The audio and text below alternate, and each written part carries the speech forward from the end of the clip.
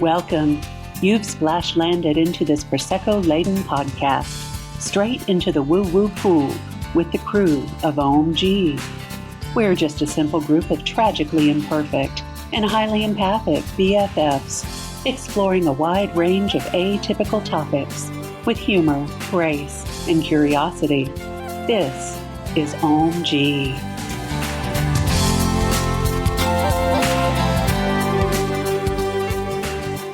What a guest we have today. Her name is Deanna Frey, and she is the owner and founder of Blueskyes Journey. She is a Reiki master teacher, an energy healer, and a quantum healing hypnosis practitioner. Stay tuned. You're here with the crew of Ohm-g, the podcast. Welcome back, y'all. This is Brenda. This is Aaron. And we have a special guest with us today in the studio, aka my bonus room. Hi, this is Lisa. This is Camille. This is Lynn. And this is Chandra. And today we are going to talk to our gorgeous friend, Deanna, about her QHHT practice. I know several of us have had the lovely experience of being able to have a session with Deanna and have learned so much about ourselves and our past. And are so excited to tell you about some of the things that we've seen. Some of them have been crazy. But just the experience of the healing that comes along, even with just a past life regression. Mm-hmm. I don't know. I feel like that's not talked about enough in our community. There seems to be so many people who just are like, oh, past life regression, that's some kind of meditation, right? That's pretty cool. That'd be fun. I'm like, no, you're not grasping it. It's so much more than that. So that's why we're so thankful to have Deanna here with us today to tell us a little bit about what she does, the different aspects of what she does. Like I know I've heard her. She and I have been friends for several years and have been together in another group. And I know she's explained it multiple times in my presence. And I still, when I go to explain it to somebody else, what the difference is between QHHT and past life regression, I still stumble all over it. So I'm so happy that she's here so I can hear it from her one more time and maybe get it straight now. So thank you, Deanna, for being with us today. Welcome. So where would you like me to start? Well, just tell us a little bit about how you got into this and why this is what you have chosen to offer people. I think that is a really interesting story too. So I think to understand a little bit, you have to understand a little bit about me. So my background is I am a scientist, right? So I am one of those kids that everybody else was playing, and I was playing biologist and archaeologist.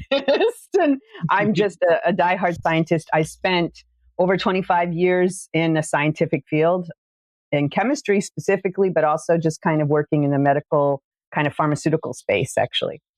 And so I'm always curious. So I'm like, well, there's something else here. There's this energy thing. Let me see, because some people get better with medicine. Some people don't. Why is that, right? Something else going on. So then I started investigating kind of energy space. That started with Reiki, because that was still a science that was, it's kind of making its way known, right? And it's like somewhat acceptable in the science community. So I'll just dabble. And that's where I started. I started with energy healing, with Reiki particularly. And then along the way, I ended up with archangelic light, which just blew my mind once I went past Reiki and added the two. Archangelic light healing is just amazing. And I started to do that. And so I saw a lot of healing that I was able to do, a lot of being able to connect to and bring messages in as part of the energy healing sessions I did. But, I always kind of look at things and like, wouldn't it be nice if you could do more and do things more quickly too, right? Because energy healing it heals. It's just like going to the doctor or PT. You just don't go once and it's like, ta-da, right? It's always, you usually have to go several times. And so that's true with energy healing too, especially something chronic. And I was like, oh, isn't that interesting? I would like to be able to try and do something more. And I had a friend, because I was going through some interesting physical things myself that I could not explain, just weird kind of things happening. So my friend said, this sounds a lot like you. And she sent me a video by Dolores Cannon, where she was talking about some unusual physical symptoms and what she found it related to, whatever. Now, I found it interesting, but I was like, who on earth is this Dolores Cannon person? I've never heard of her before. And this is where Camille's rabbit hole enters the chat. Oh, yeah. And so I went and looked for her and looked it up. And I looked at things like, okay, she does this. What is this QHHT thing? What is it? And I started reading it and I got down and I just lit up. A minute I read it, I lit up. And and I hadn't even gotten, what's really funny as I look back on it now, I hadn't even necessarily got to the really cool stuff yet. But I was reading it because I always had wanted to do past life regressions. Those fascinated me and I had wanted to learn how to do them. And then the healing part, it was like, are you kidding me? I could go in and help somebody heal in one shot. And like big things, like, oh, I'm all over this. This is cool. And so that's where I got started. I was like, okay, that's what I want to do. I still looked at the pricing of it and stuff. I was like, are you sure? Really? This is a lot. Do you really think you're going to do it? And I just pushed myself to do it. And what I will say is Spirit just took over after that, right? Because it was like, look, this is your calling. And so in order to do, I kind of went through all the material really quickly, learned it really quickly. And then you had to do 25 sessions as an intern before you could start offering it, etc. And this, now mind you, this was during lockdown. This is during the pandemic. This is 2020. Everything was locked down. People really weren't doing much in person. Mm-hmm. But I did 25 sessions with us masked, even though everyone's like, oh my God, you can't do it. I'm like, because I have a condition, I needed to make sure everything was good. I got my 25 people in like 2.5 months during a lockdown. Oh, wow. Wow, man. So that's Spirit, right? That's Spirit. And so in the times since I've done that, just QHHT sessions alone, not the other sessions too, I've done over 170 since then. So wow, it's amazing. It really is my passion. So anyway, that's how it all came together. That's where it started. That's where we've gone. So hopefully that helps. I would love to hear you, like I said in the beginning, again, explain the difference between QHHT and a past life regression, because I just had a past life regression with you this past week, which was amazing. I had some stuff come out that I'm still processing. That was really cool. It was a really cool session. It was a really cool one. And I've had a QHHT session too, but as the patient, I can't think of the word I want to use, but as the client, mm-hmm. you're so far under that you don't, like the things that I remember about each one are exactly the same. Like I don't remember where the delineation happened. Right. Even though I know that so much more came out of one session than the other, it's still difficult for me to put into words exactly the differences of what I experienced. So I would love to hear that from you again while I'm in a conscious state. Right. So really the way, at least certainly the way I do it, a past life regression is really kind of a subset of a QHHT session.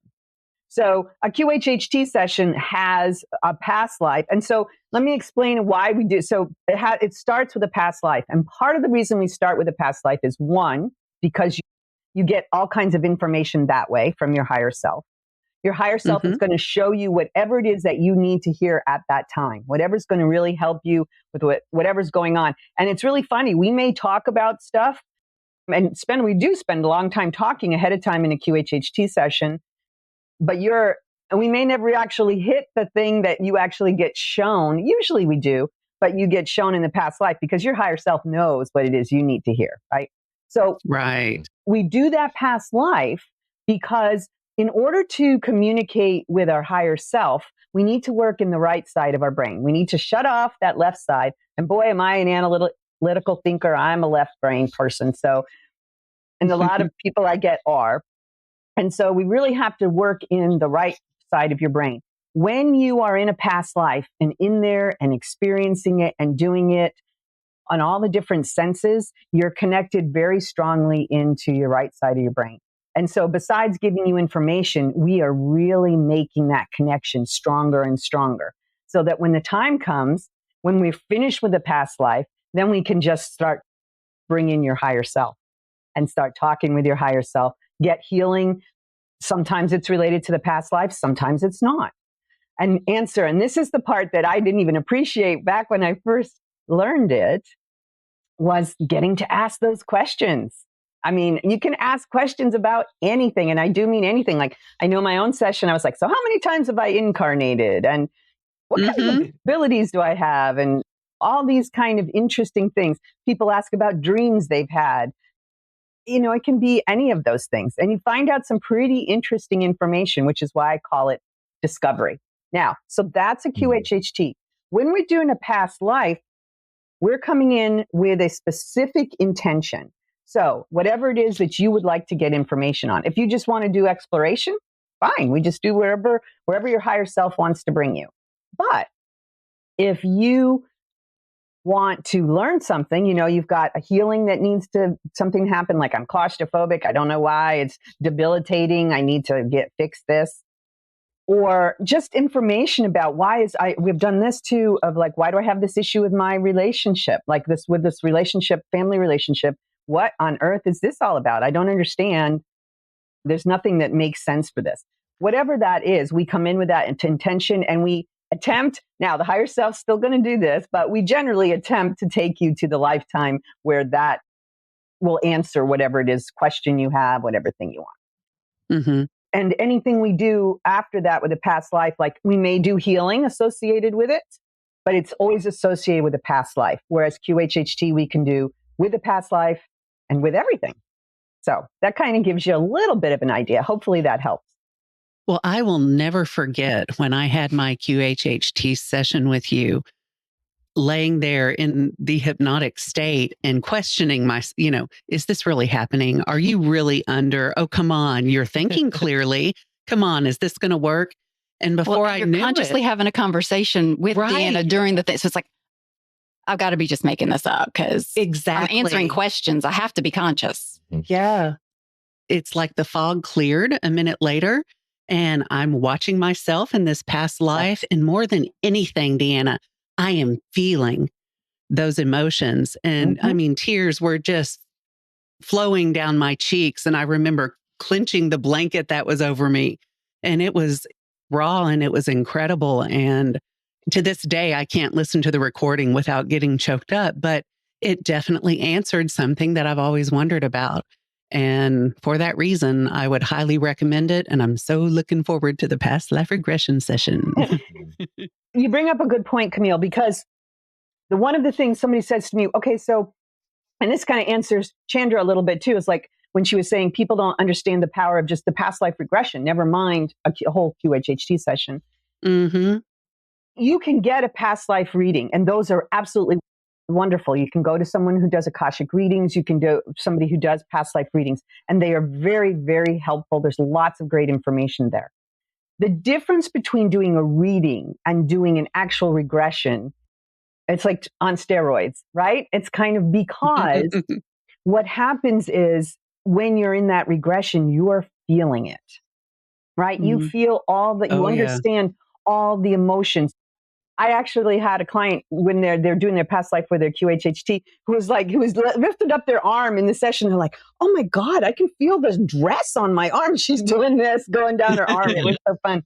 It really is about that, because the healing comes if somebody just tells you, and it can be something traumatic. Somebody says, hey, in a past life, you were treated as a traitor and something happened, right? And you were killed as a traitor, whatever. Pretty not a wonderful thing, right? Traumatic, whatever. So you receive that information, but what do you necessarily do with it? But if you are in that lifetime and understand all the background of it, so how did I get this way? Why did this happen? What were the choices? Was I betrayed? Was I not? All those things, you're feeling it. You get all that extra information, and all of a sudden now you can put it all together, and that's when you can let stuff go. And I think that's the other piece. And I can talk about it. I obviously want to hear questions you've got too, but I can also talk about why does it work? Why does healing work with past life regression? So I can answer that too, but I want to pause and make sure I don't miss anybody else's question. Please answer that question. Okay. Yeah. So it's interesting. And I think this is partially where my science background comes in a little bit. It's interesting. You would think with a science background, you'd be like, I don't believe any of that. Right? Mm-hmm. But as a scientist, I have accepted or embraced the fact that everything's energy, right? I have embraced that somewhere along the line. And that includes thoughts are energy, emotions are energy. Einstein's telling us time is relative. Yeah. So, okay, if I embrace those unusual concepts, then that helps me to get to this place. There's also some things called cell memory. And we look at it even in physical, in our world now, talking about cell memory. How do the cells remember what to do, etc.? But there's a hypothesis and kind of a belief that cells also have memories from your past lives. And so that means that because they are connected, just like everything else, they're connected. They don't have your brain in there telling you, oh, nope, that's not right. Don't listen to that, right? They are just consciously connected. They're just connected. And so they can carry that. And so what happens is when you get into, there's a couple of things that happen. Sometimes you get into a position in your life here where it is very similar to a past life. Like you go through this life and it's like, uh-oh, this event kind of happened before. And your body goes, uh-oh, you know what happened last time that happened, right? Mm-hmm. Oh, no, we're not doing that again. And so it will react as if it's back in that lifetime to try and protect you because that's what it wants to do. Mm. So sometimes that happens. Sometimes what happened was so traumatic, especially if we died suddenly from something or was just incredibly emotional, that we carry that emotion with us into this lifetime. Because we haven't fully gotten rid of it. We haven't fully processed it. So we come in with that feeling that we had before. So the healing happens because we're getting in there, you're experiencing it and we're clearing it, we're processing it. So for instance, like with that traumatic death, if we have this traumatic death and we see it and we recognize it, we're giving you a chance to process it in a way you hadn't before. Not in a way that's going to hurt you, but did you get to process it and just kind of see it and go, okay, I can accept that now and I can leave that emotion and all the other things behind me. And that's where the healing comes from. An example might be also healing. Sometimes people will go and it'll be like the Middle Ages or something, and they have died from eating moldy grain, right? So they eat moldy grain and everybody dies. And it's like, and it could be you're the leader of that, you're the manor owner or whatever. And so all your serfs or whatever, everybody ate it because you said it's fine and everybody died. And now you feel horrible because everybody died because they ate the thing. Now you get into this lifetime. And besides carrying guilt and responsibility from everybody, that's a thing that happens too. You also can't eat grain anymore, right? You come in here and you have all kinds of gluten allergies and gluten sensitivity, right? And why does that? Because last time you ate that grain stuff, you died. So I'm just not going to eat it because we don't want to have that happen again. I had a friend who I did a past life regression for a couple of weeks ago. And in her, I know a little bit about her.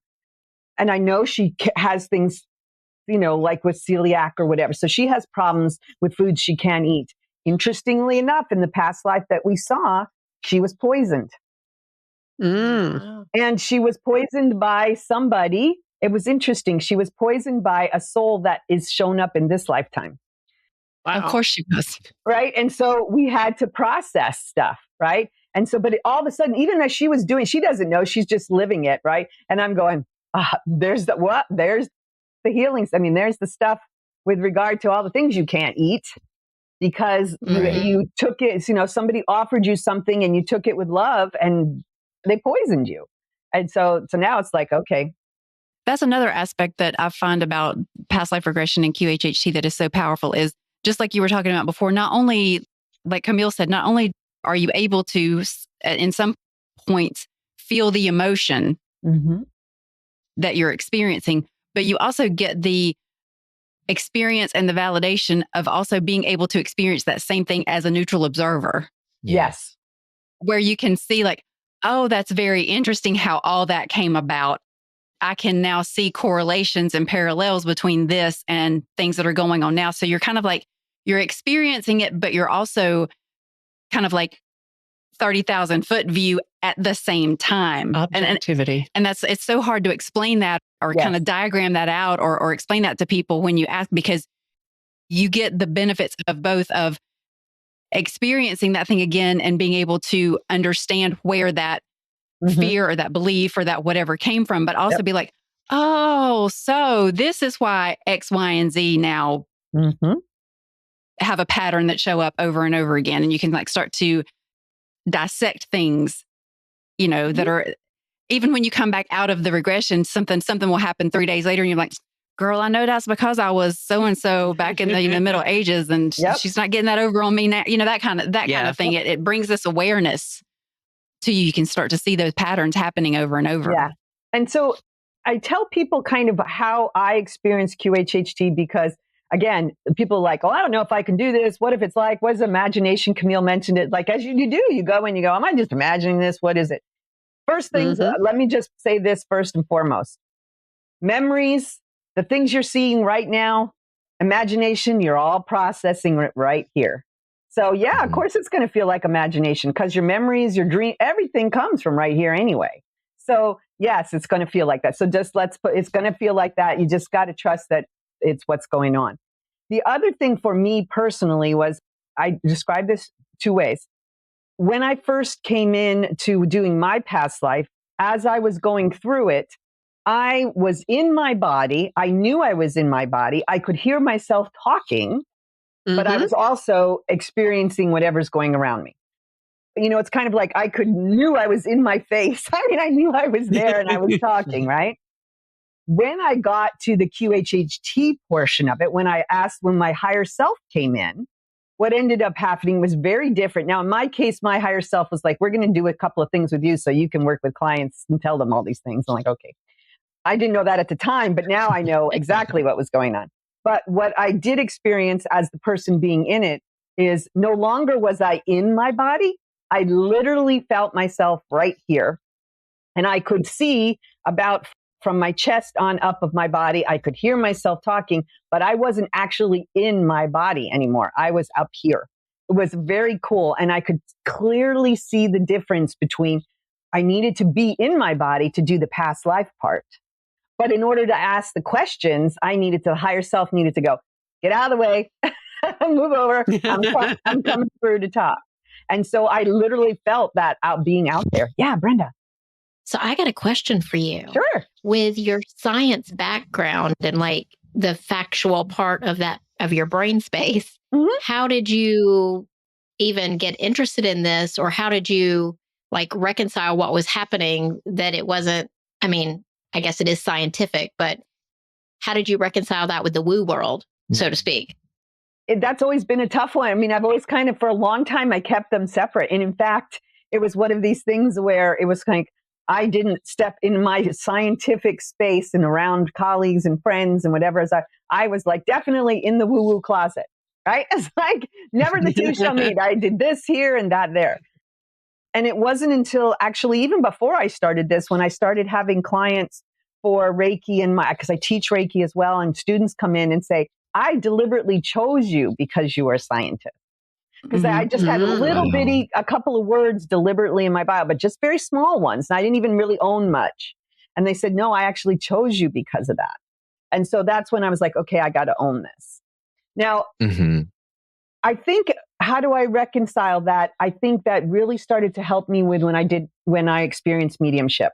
And when I first started after Reiki, I worked with mediumship a little bit too. And I can do it fairly well or a little. I do it a little.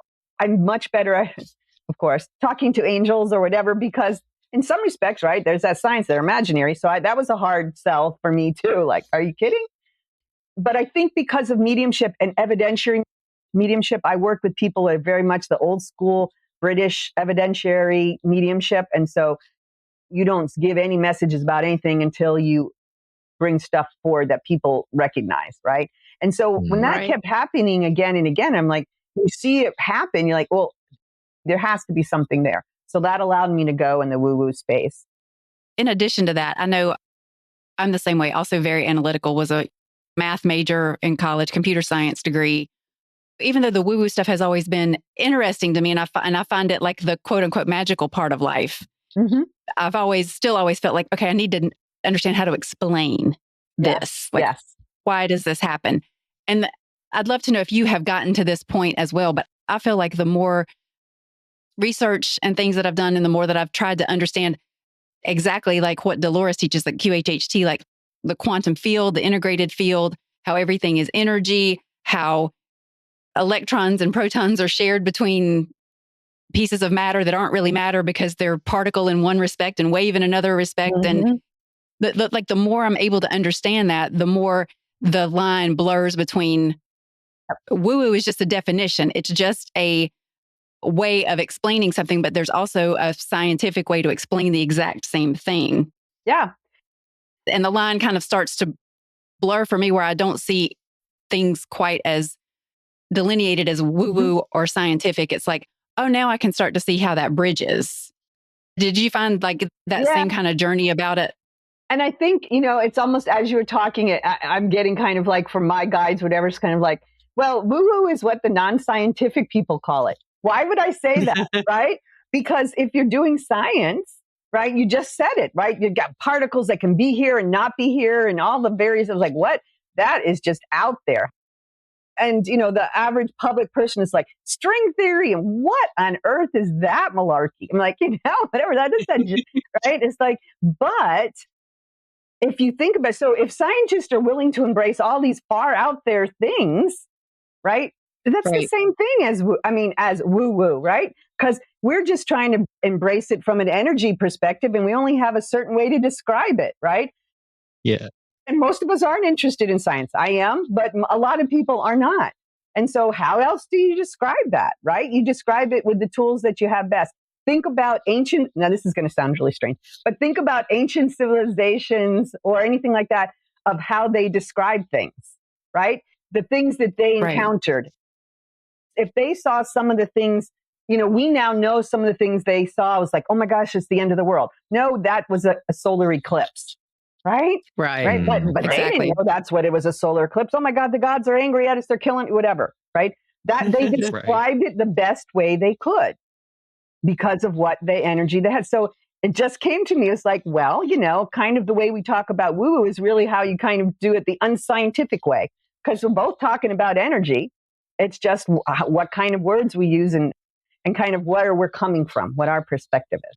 Well, and that goes back to exactly what you just said a second ago about, kind of peppering in those scientific words into your bio and that attracting the type of person that needed the way that you're going to come at this type of healing and this type of thing. It just goes to show you that even though there may be a lot of people out there doing the same thing that you want to do, you're going to bring a special brand of it. That's why your version of it is going to be so necessary and so needed, is because there are people in the spiritual community who, I just want to feel all fairy like, and I just want to experience the energy, and I just want to go to a different realm, and they could care less the things that are happening behind that feeling that make that feeling happen. They just want to be in the energy of it, and they're going to be attracted to a totally different practitioner than you, right? Mm-hmm. I just want to pepper that because I know that's something that we talk about a lot on this podcast, and that I know that a lot of people in this room, myself included, struggle with. Is even though there are a lot of people out there doing readings, or a lot of people out there doing this or that, your particular brand of it is going to be different in some way, and is going to resonate and attract the type of person that needs you and needs the thing that you're doing. So just wanted to throw that in there. Right. 100%. To kind of echo what Chandra talked about.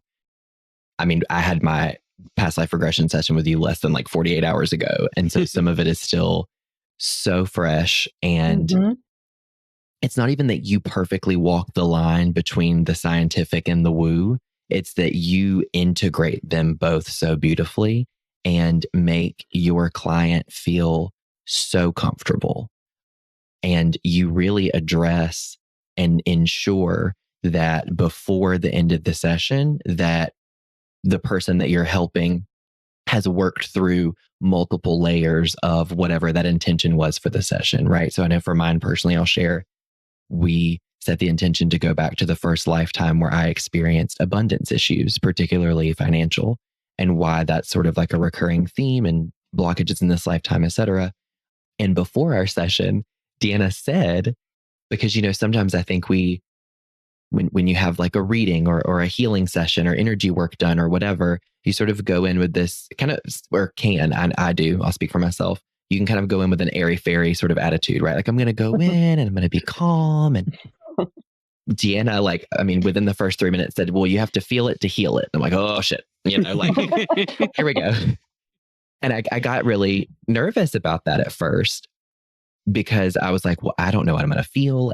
And there were some like really dark, heavy things that we worked through in that past lifetime. But every single time it would get really dark or heavy, you would come in with a question, or you would say, well, what does that feel like? And you described it perfectly. You're in your physical body in this lifetime, but you're also above yourself and you're watching like a film, like you're watching all this happen. And as Deanna explained it, she has to ask the questions to kind of help you process this and heal layers of it. But also, she can't see the movie in your mind, right? Like she's just staring at your face as you process this. So you can see all these vivid images and she's just staring at you looking like you're sleeping.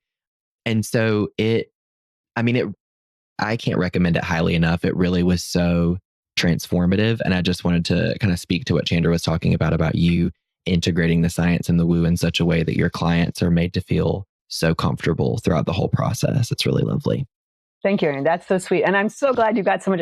It was such a fun session. And I never know where things are going to go. So there are times that obviously you can't see me, but when I'm working with you, I may have my eyes closed too. So while you're describing things, I'm creating in my head what you're telling me. So I can kind of see what you're doing and what you're experiencing. So I can ask those intuitive. And I think what helps me do so well is to be able to bring in my intuition and be able to know, oh, I need to ask that question. Oh, he's doing this now. They're going off down. I don't want him or her to go down that way. That's like, they don't need to feel that. Let's bring it back and let's just look at it. You don't have to feel it. So I'm there guiding you. So I'm there, right there, got you every moment, not allowing anything bad to happen to anything, because I'm right there with you. I'll either bring you with me. Anyway, all of that.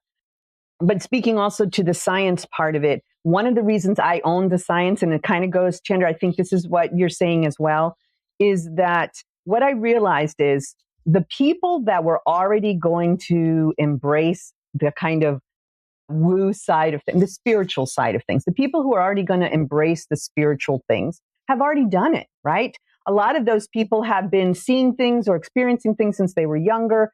There are other people that just automatically kind of went, oh, sure, I love that. Yeah, let me just go right. Yeah, whatever that is, right? But then there's this whole group of people that want to believe. But it's kind of like, I'm not really sure, right? I'd be willing to if you show me some things, but so they want to grow. And it's this big group of people, right? And so if you're the scientist, what I found is that you have some authority. And that's what I got some chemist people to actually listen to me when I talked about Reiki. They might have thought of like, oh my God, because they were guys and they were kind of like, oh Lord, here we go. But they didn't. And I talked to them on a level that they would get, right? I didn't go deeply into anything, but they at least embraced it. Why? Because they knew me as a scientist and they respected me as a scientist, right? And so therefore, if I was talking about this in a way where I full embrace it, like, well, okay, I'll at least listen. And so I think for those of us that kind of walk that middle line, we are helping those people who want to get connected, but are just not sure they're not going to get taken advantage of or whatever, right? Because we see stuff on television, they don't know anything. Yeah. And so they don't know what to expect. And so instead, we are helping these people be able to finally embrace who they are. They always wanted to. I was like that, always scared about, I always wanted readings, but I didn't trust anybody, right? I finally found a friend and we went and got a reading. And that was when I first realized like, oh, they're telling me stuff there's no way they could have known. But up until that point, I was like, well, I don't know if I trust this person. They're just reading me somehow, right? They're reading my clothes or my expression or whatever, right? So there's a lot of people that I wanted to believe it, but I was like, So when we come in with our kind of background like that, whether it's science, whether it's medical, nursing, all those kind of professions that we kind of listen to and kind of go, okay, well, they're pretty no nonsense, right? And they come in with this passion of, oh my gosh, you should see what happens. Then we kind of go, oh, well, maybe there's something there. And that's what we're here for. That's, it's like we're all here to help bring everybody into it, right? So everybody can lift up. And so we're here to help guide those folks that want to, but they just don't know where to go, how to do it, who to trust, that kind of thing. Mm-hmm. I think that's the perfect segue because I want to get us into talking about some of the experiences because Erin kind of piqued my interest. It's like, now I want to know how did it get dark? What did you see? Where did you go? Yeah. So let's take a quick break and then we'll come back and we'll talk about some of the things that some of the people that have already had sessions with Deanna have experienced in their sessions. So we'll be right back. All right. This episode is brought to you by Progressive Insurance. Most of you listening right now are probably multitasking. Yep, while you're listening to me talk, you're probably also driving, cleaning, exercising, or maybe even grocery shopping. But if you're not in some kind of moving vehicle, there's something else you can be doing right now. Getting an auto quote from Progressive Insurance. It's easy, and you could save money by doing it right from your phone. Drivers who save by switching to Progressive save nearly $750 on average. And auto customers qualify for an average of 7 discounts. Discounts for having multiple vehicles on your policy, being a homeowner, and more. So just like your favorite podcast, Progressive will be with you 24/7, 365 days a year, so you're protected no matter what. Multitask right now. Quote your car insurance at Progressive.com to join the over 28 million drivers who trust Progressive. Progressive Casualty Insurance Company and Affiliates. National average 12-month savings of $744 by new customers surveyed who saved with Progressive between June 2022 and May 2023. Potential savings will vary. Discounts not available in all states and situations. Achieve clean, healthy-looking skin with Youth to the People.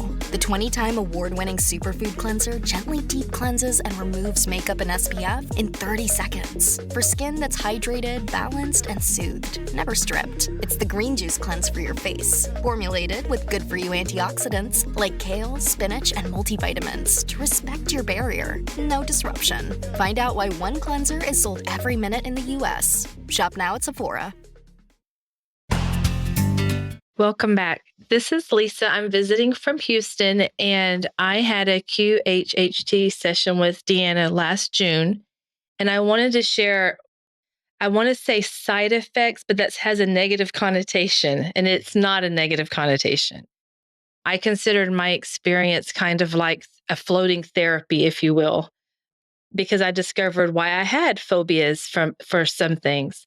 But the one thing that I realized was a quote side effect was since my 20s, I would have experiences where I'd be doing something and I would have a vision of the same situation, but something else was happening. For example, I'd be at a four-way cross. I'd do my stop, I'd cross, but then I would have a vision of a car hitting me. And I thought, and I would have all these, I'd have a conversation with people and I would suddenly become violent or I'd suddenly do a different reaction. And I thought, okay, I'm losing it. What I learned, and because I'm woo new, I want to make sure I'm using the right terminology, but I realized that these were parallel lives.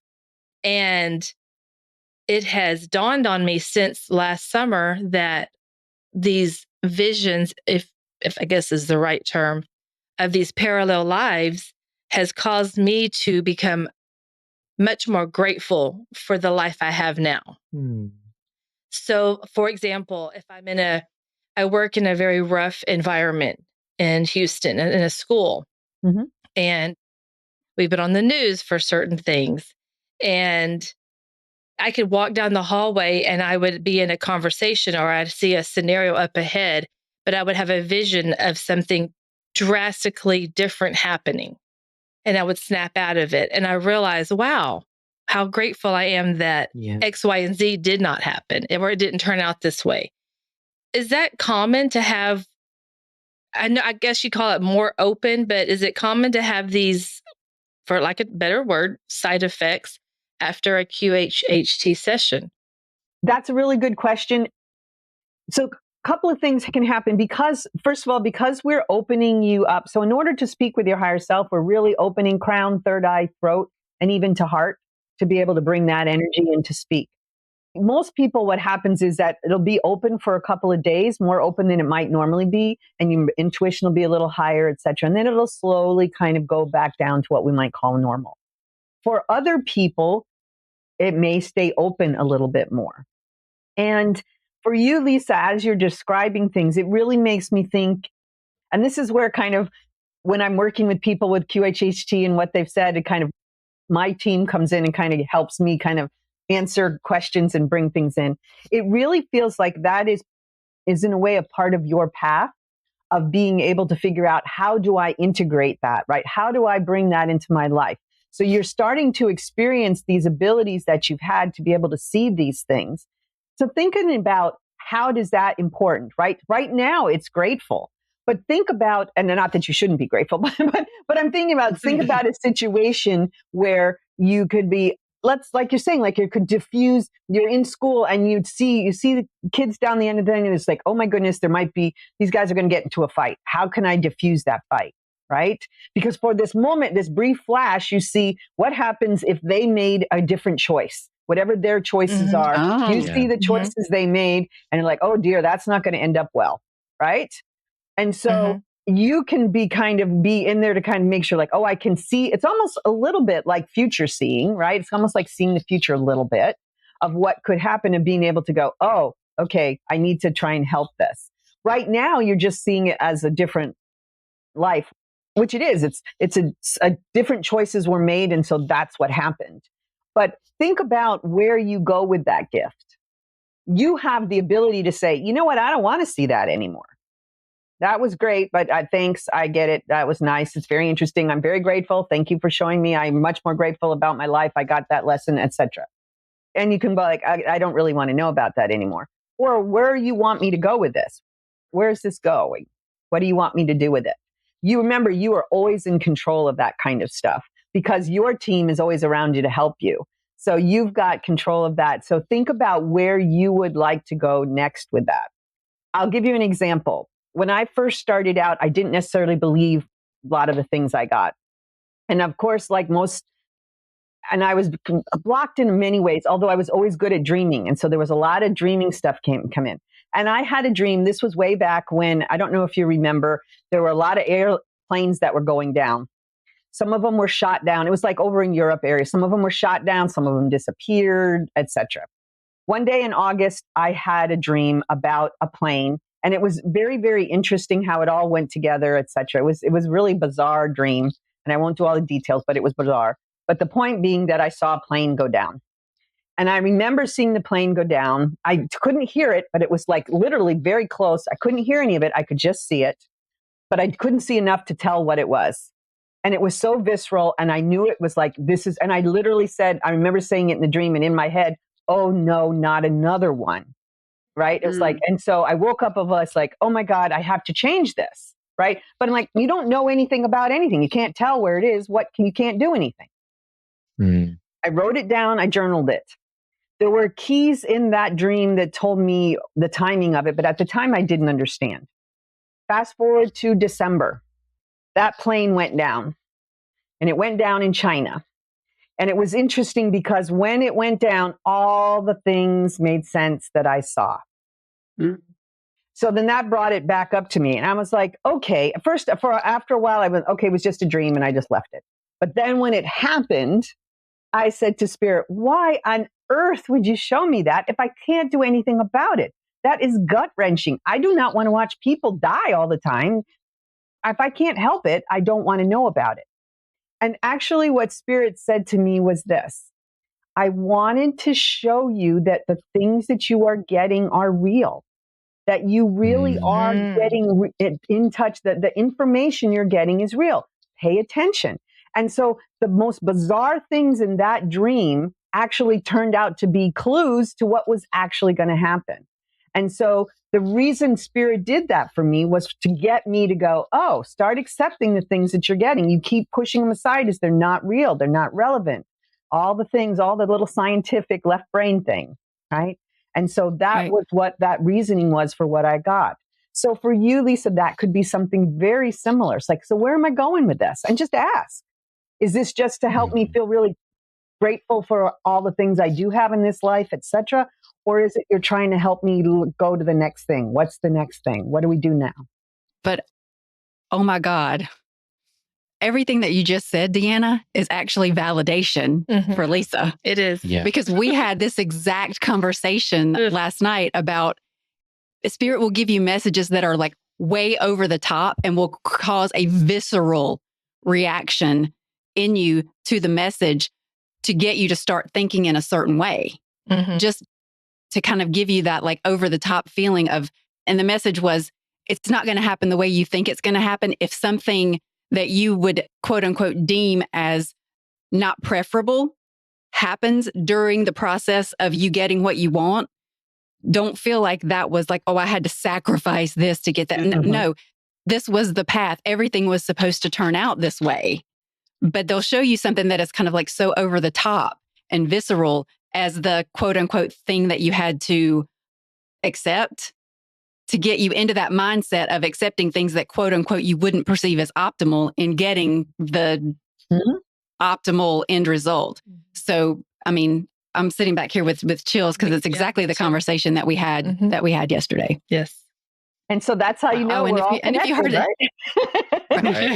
if you in that tirade, if you heard the knock, knock, knock behind us, we have no idea where that came from. So. Okay. Confirmation, exactly. Spirit's like, y'all listening? Okay. And also that's insane because I haven't spoken this aloud to anybody. It was sort of one of those like, it's just the energy or like I'm losing my mind, but I've literally been experiencing exactly what you're describing for the past 2 months. So like I'll pull out an intersection and it's completely clear. I've looked both ways. My I's are dotted, my T's are crossed. And then I just like, I feel that there's a car that comes and smashes into me. Or I'm in the grocery store 2 days ago and I walk past the person stocking the shelves and I'm walking past normally, and in my mind, she turns around and punches me. And it's like, what is... Oh my gosh, I feel so normal now. Hashtag intrusive thoughts. Yeah, exactly. Well, and I'm like, okay, maybe I need to talk to my therapist about this, but I feel like, I don't know. So no, I had... what's even crazier is when I was married, every time we have marble walls in the shower. Fancy. Right. And that's about it. And I have the most violent vision of my head being smashed up against the marble walls every time I get in the showers. And they stopped after my ex-husband moved out. And I just now realized that. Wow. And I thought, what is wrong with every You're time married. That's what's wrong. Not anymore. Chandra feverishly scribbling notes in the background because I see another episode topic coming on. Yeah. That's so wild. Anyway, yeah. You know what kind of healing I got from our session? And it occurred to me, I guess, probably just a few months ago.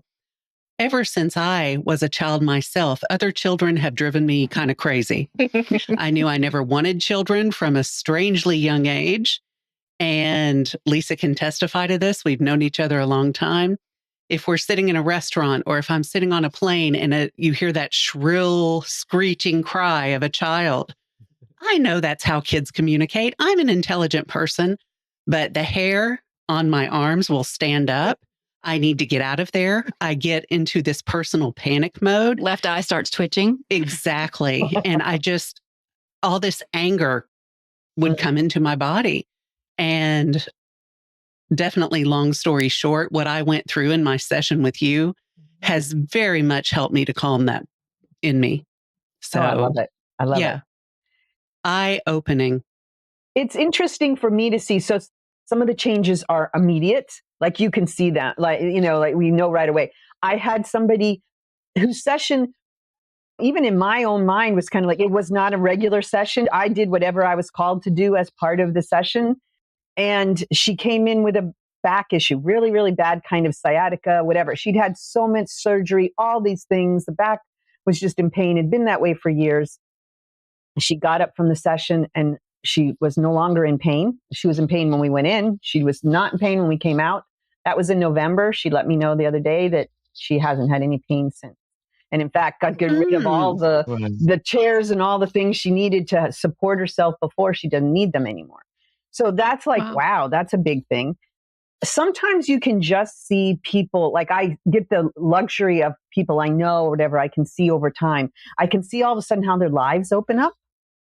And what I mean by that, it's really interesting. It's like all of a sudden they have confidence in things and they start, I'm going after this dream. And so can I say directly that that's exactly, I can see exactly what happened, right? But it's just like getting this in touch with things just changes who they are and helps their life move forward. And I see them sometimes I'll have somebody contact me and go, oh my God, you're not going to believe all the things that happened in the next month. I ditched my old boyfriend. I got a new boyfriend who absolutely adores me. I sold my house and bought a new house all within a month. next to my daughter where I've always wanted to be. And then I got my dream job like 2 weeks later. I'm like, okay, wow. Right. But she had come in kind of like, oh, right. And she went out like, oh my gosh, look at those things. And sometimes I can see the difference when people get up and just leave and they kind of are bouncy. It's almost like their energy's lighter, like they're not quite touching the ground as much. And they're kind of like, is it okay if I give you a hug? I'm like, absolutely. Absolutely. Oh. Because they're just so happy. Yeah, Lisa. What's the youngest someone can be to have a QHHT session?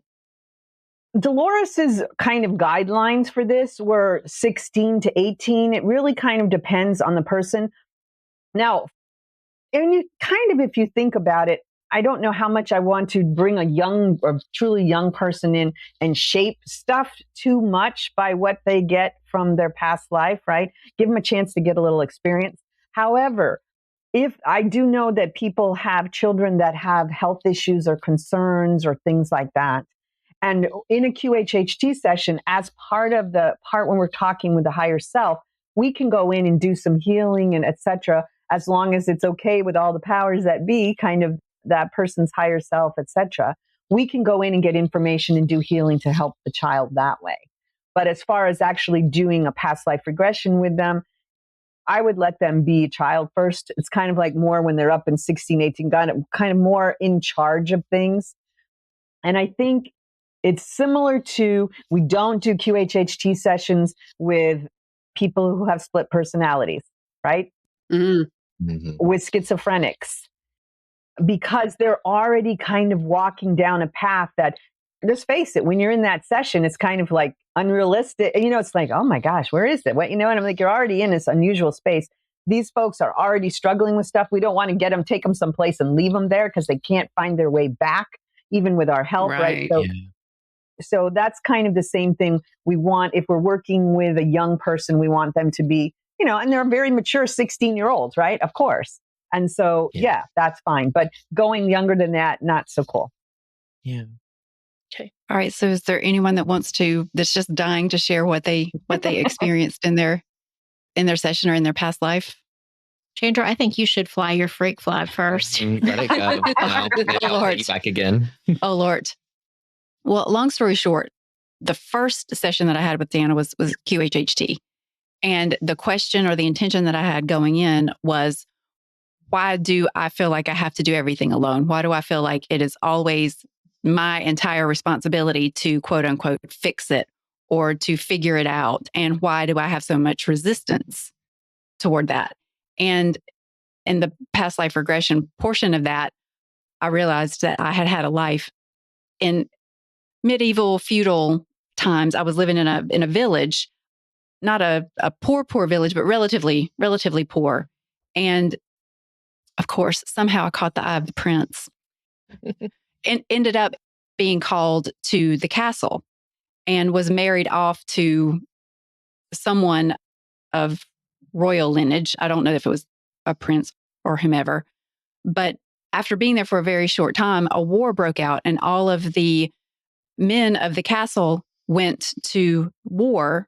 And of course, they took a lot of the servants as well because they needed people to, feed the soldiers and do things for the soldiers in the war.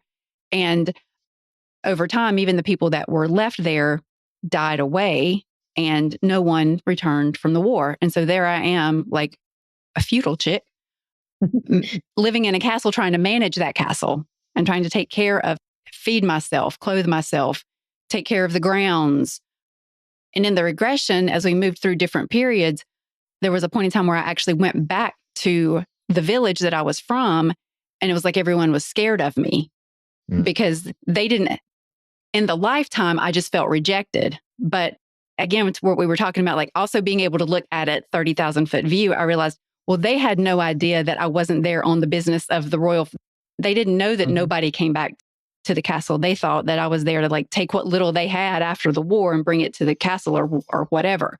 But people wouldn't even look at me, wouldn't interact with me in any way, wasn't able to get any help, and went back to that castle, to that area, and saw myself like die alone in a bed with like rumpled and ratty blankets over me because that's all I had. I had to sew them and fix them so many times to make it through my lifetime.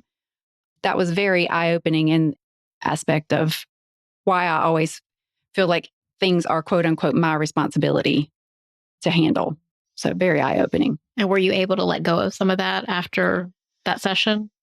Yes and no.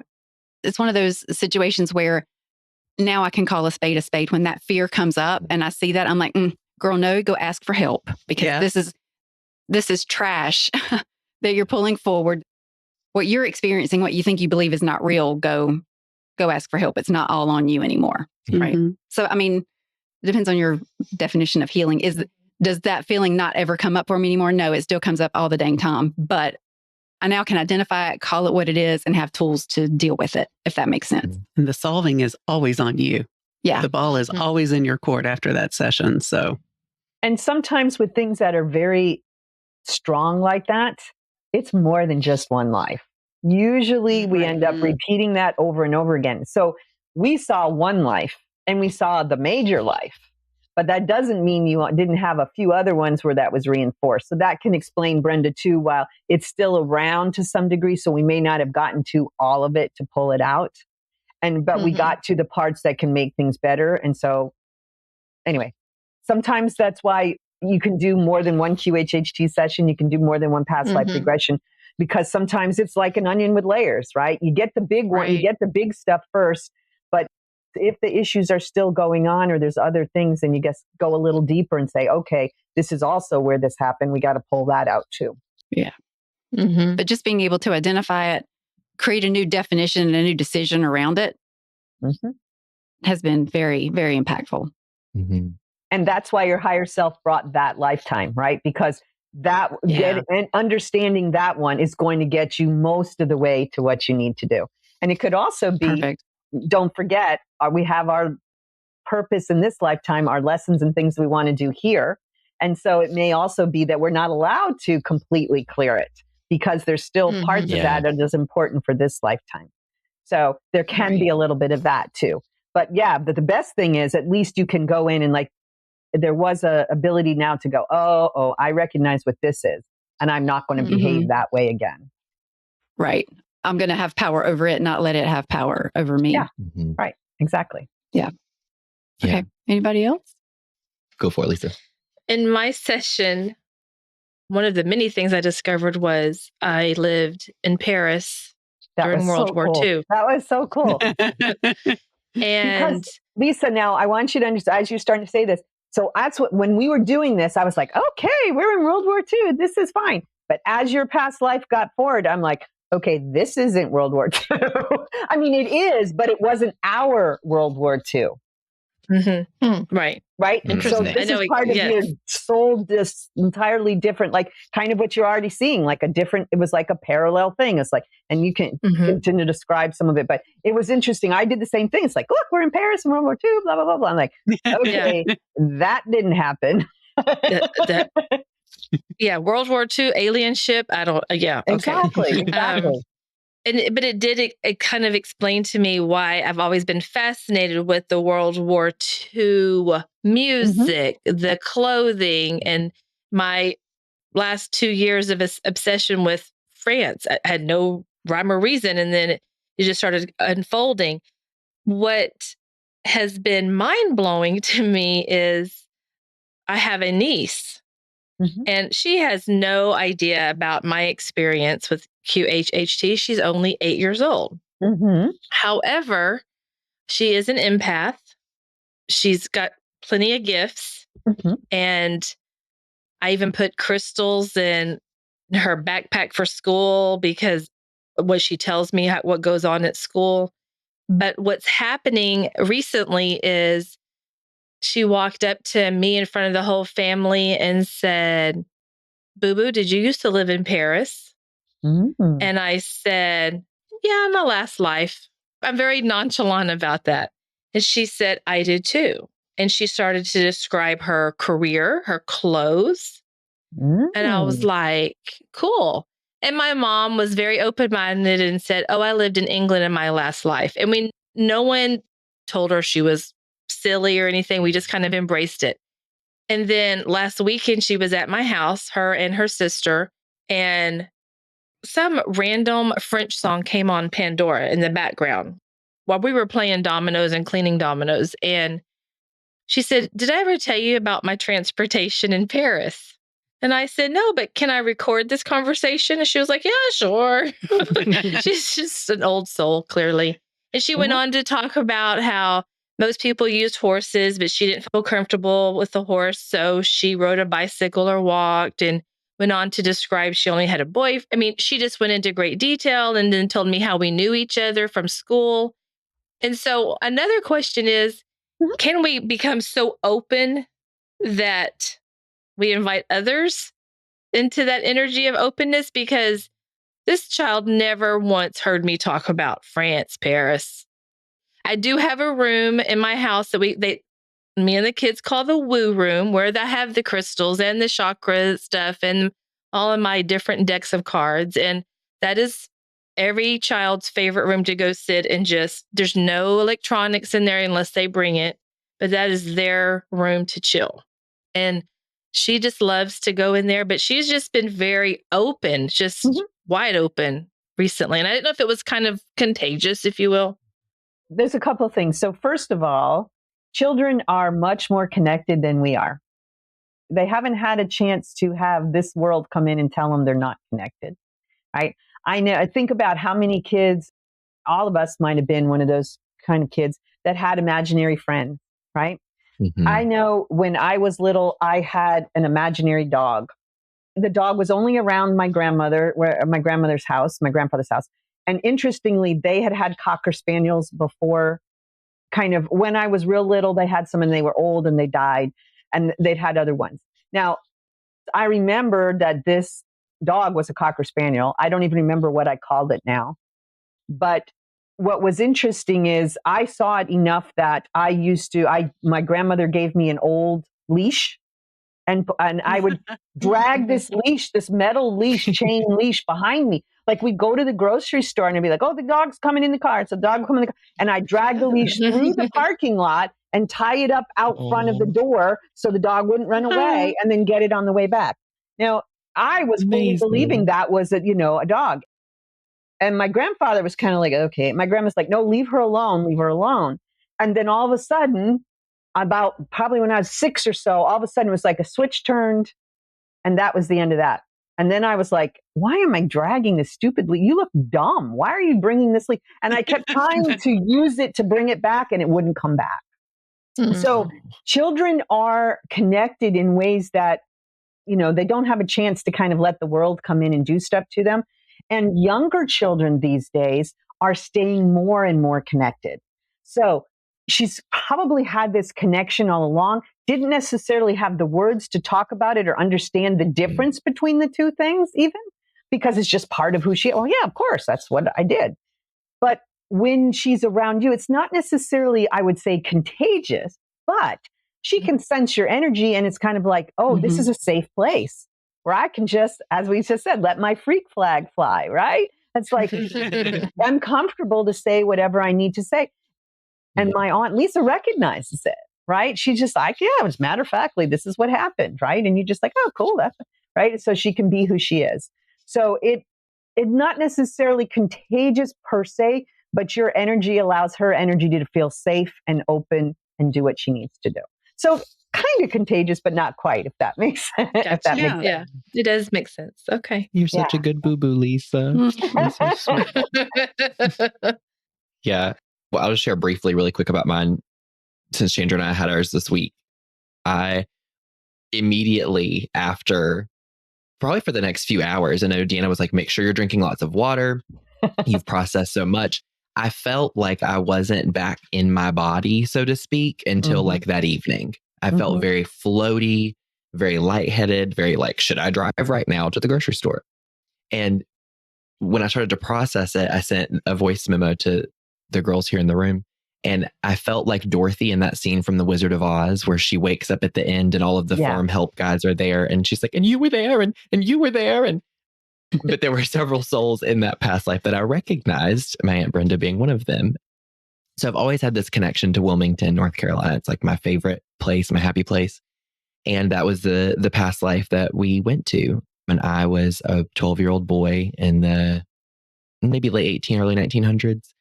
And I was a newspaper deliverer and loved doing that and was very happy. And Brenda was this mustached man shopkeeper that recognized me. And you know, there was a cat in that lifetime named Marvin, is my dog now, Charlie. And it was really wonderful parts of it. And we went through several scenes in that lifetime. And we got to the core of it, which was when I was 15 in that life, my father at the time and I were in a bank, and he was not getting approved for the loan that he needed. We were very poor. And he takes out a gun and starts to rob the bank from the clerk.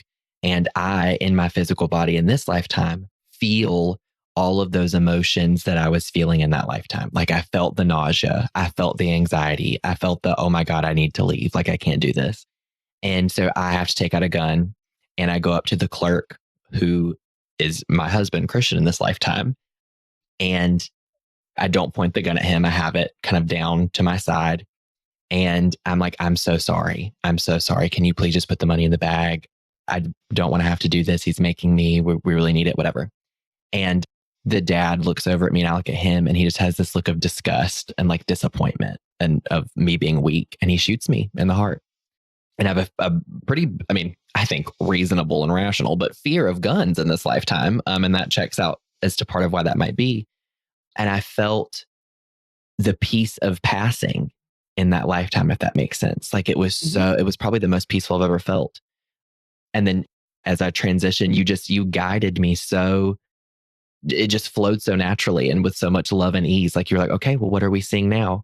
What does that experience feel like right now to you? And like just really guiding questions so that it didn't kind of go off a deep end or get scared or whatever. And it was just really beautiful. So thank you again, Deanna. I can't recommend it highly enough.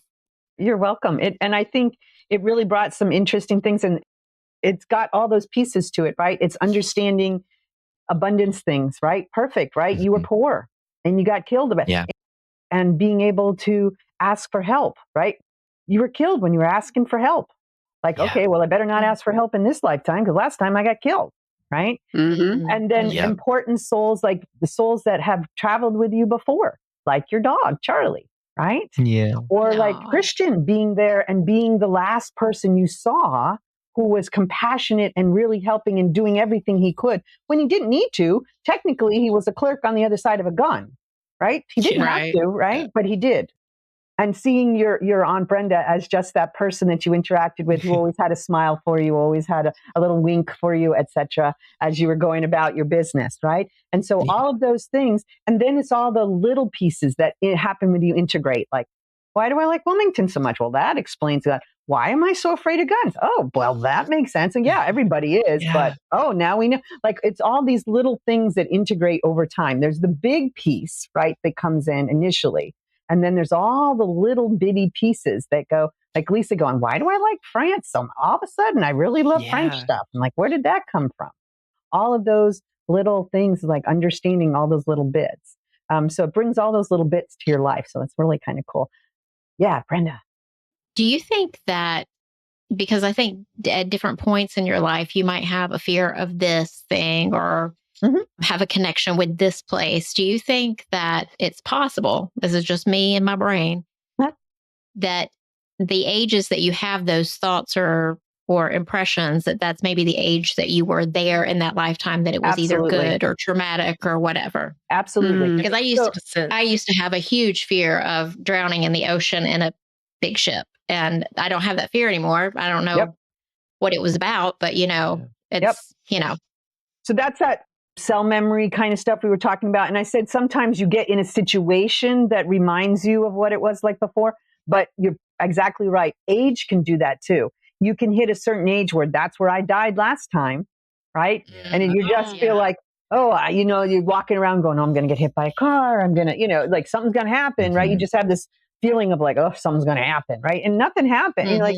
but why do I feel like something's going to happen? Well, because it did before. Yeah. So absolutely. And then it will pass because that time has come and gone. It's like kind of going down a recording, or you're going down a timeline. It's like, oh, this is going to happen. And then it doesn't happen. You're like, okay, we'll just keep moving down the timeline. Right. Yeah. Right. Or time moves on and your situation transitions, and now you're out of quote unquote that energy. Like you're not associating with that, the energy of that experience anymore. Right. And especially if there wasn't a lesson there for you to learn, right? If there wasn't something that you needed to do as far as that, if there's a lesson, if there's something that dramatically is affecting you or your soul, it's going to stick with you until you process it. That's why we do these things. True. But if it's just something that happened that you're like, as Chandra was saying, once you're out of that energy, once the time is whatever it has passed, then fine. You just go to the next thing. So it just depends on what the situation is. If it's just a timing thing, or is it, nope, there's something I need to process, some lesson that I need to learn, etc. Yeah. Yeah. And I think it makes it so much more impactful because, you'll get in these things. So I know I need to let go of this thing, my lack mentality or whatever. But for me, it's like, I need to know where it comes from. Yeah. Like I need that in my mind so that I can really let it go, because the abstract thought of it doesn't work for me. Right. So I think that it could be really powerful to do this kind of work to help release some of those blockages and physical issues or whatever it might be for each person. Yeah. And I should mention the past lives can be really different. I mean, Chandra's most recent one was really cool, but I'll give you some examples of things that can happen in past lives. Because I've been I'm always sitting there listening and partaking with you as you're doing it. And I've had a couple of past lives. And I remember the first time it happened where somebody was a rock. And I was like, what do I do with this? And I was like, well, you're just going with it. Let's just see. Let's just ask, right? I've had 3 different rock ones that I can specifically remember. That person happened to be a very specific crystal that happened to feed other crystals. And so there was information there. Beautiful. The second one, I thought, okay, well, we've done this before. Let's see. This person's probably a crystal. Okay. No, they were just a dead on rock. They were just a rock. And I was just like, okay, well, let's see what this is. And it was like all the piece of seeing life happen and change and all the things over the eons. And so there was a bit there too that I just kept going with it. We're just going to keep asking and seeing and what do you feel and how does it feel? And then the third one was somebody it was very analytical. Her culture makes it such that they are, letting go is a difficult thing. She's very analytical, but she loves all the psychology and stuff in it. She could not let go enough to fully experience things. She just kept saying, in my past life, there's this big rock in front of me, this huge boulder, and I can't get around it, and it's making me really mad because I want to get to my thing. And then so I was like, well, what are we going to do? She can't get around it. And then finally she started talking a little bit, and I thought to myself, I think she's connecting to that rock. She may actually be it, but not realize it, but she certainly understood how it feels. So then I started just asking her questions like, what does the rock feel? What does the rock see? How does it be? And so it was this whole thing about, and I could see how that pertained to her life. So I was asking all the questions.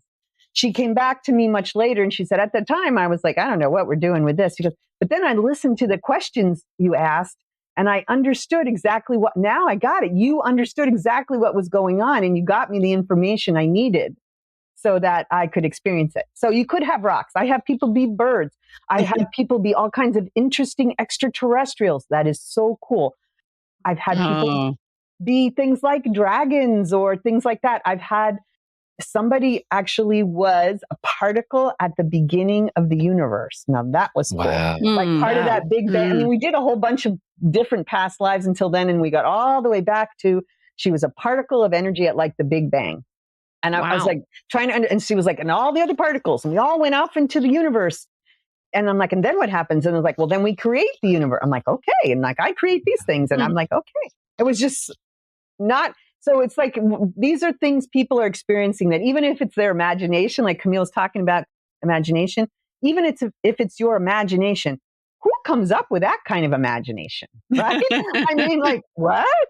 Right? I mean, it's so out there. And my own session, I thought I was going to get to do some past lives that I had kind of seen for myself a little bit. And I was so excited. I'm like, I'm going to see these past lives. Yay. And my past life was as a fairy. And to this day, of the 170 things I've done, nobody else has been a fairy. I didn't even know it was a thing. There are a few people that have been fairies, but I was just like, and I remember just as Camille was saying, as you're going in, you're like, okay. And I remember the first bit of things going, okay, my feet aren't on the ground. Oh my God, I'm a bird. I literally remember that in my left side of my brain going, oh my God, I'm a bird. And at that point, I hadn't had anybody be a bird yet. And I was just, okay, all right.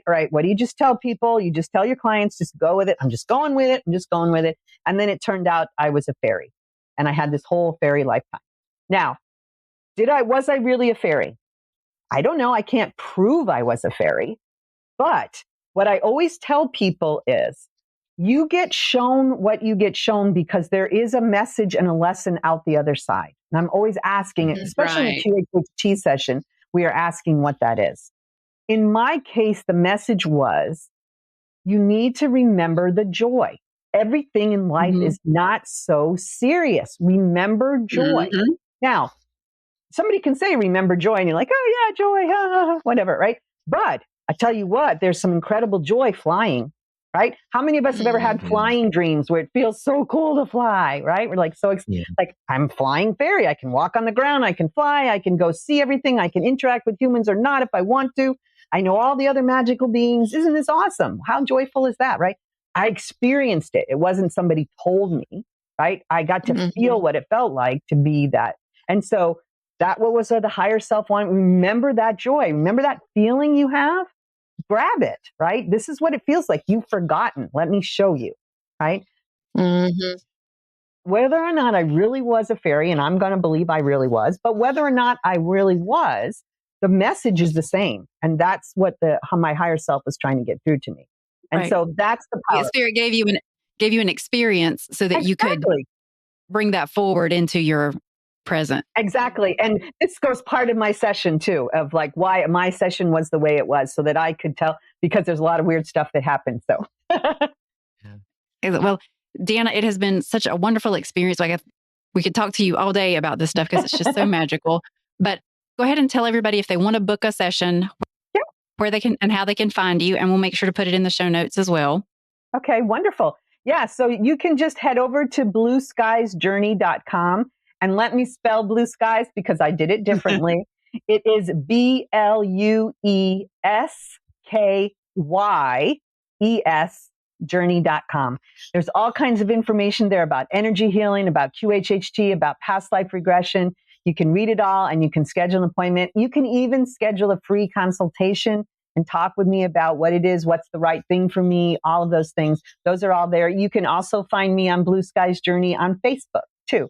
So you can pop on over to that page where I talk about a whole variety of things and kind of bring things up. So I'd love to have you join me there as well.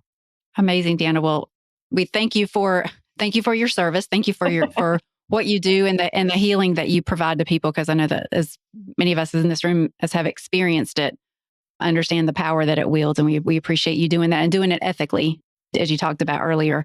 Yeah. And we look forward to seeing where you go from here. And I know we've got a couple of people in here that are still scheduled for appointments. So we'll maybe have some more stories coming up in a future episode. So yeah. And to our listeners at home if this episode resonated with you and you end up booking a session with Deanna, which we all recommend, please let us know in the comments on our social media pages what you experienced. Were you also a rock? Were you at the beginning of time as a particle? Were you a fairy? Are you going to be Deanna's second fairy ever? Exactly. Yeah, that's right. I'm looking for some more fairies. Awesome. Well, thank you so much, Deanna, for being with us. Thank you all for listening at home. And until next time, bye, guys. Bye. Bye. Thank you for joining us today. Please follow and subscribe to our podcast on Apple, Stitcher, Spotify, or wherever you get your podcasts, and leave a review. It's so easy to do and such a huge help for us. We appreciate your interactions so much. Want to join us at our table? Make sure to check out our YouTube channel and join our Facebook community. If you've enjoyed this content and wish to support us, take a look at our Patreon page. All information and links will be in our podcast description. Catch you next time.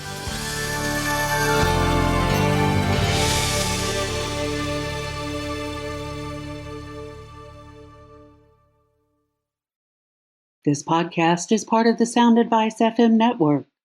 Sound Advice FM. Women's voices amplified.